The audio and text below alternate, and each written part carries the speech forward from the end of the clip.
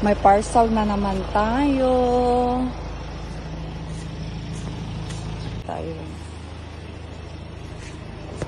Ay, baka mabasag.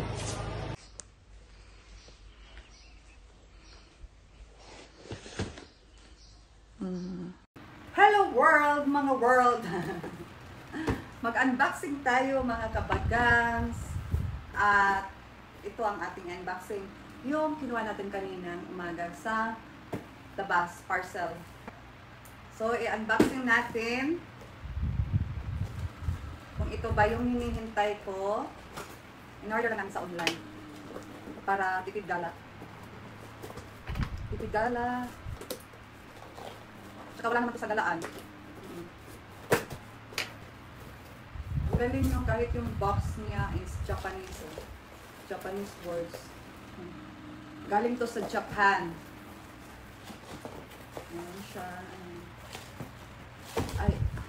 Ready? 1, 2, 3. Ay, meron pa pala. Tadadang! Ayan. Ang dami natin mga papel, dollars. Sana naging dollars naman to. Ayan siya.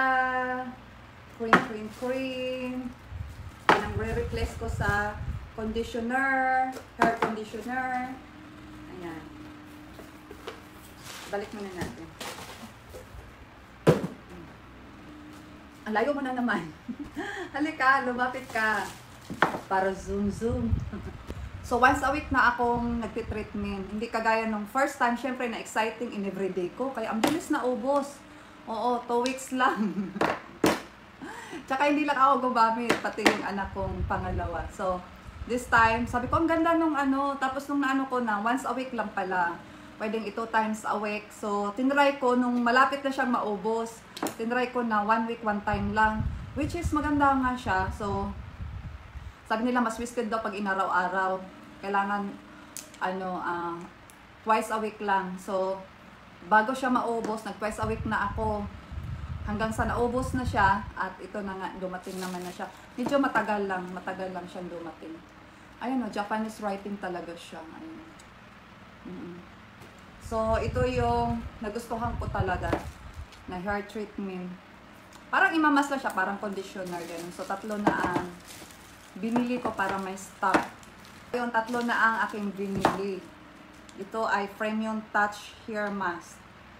Sa dami kong na-try, sa dami kong pati conditioner, wala talaga siyang epek hanggang nagpa-keratin. Ang sayang lang nung pera. Tapos ang DN, ito lang pala ang nagpapaligaya sa aking puso. Char.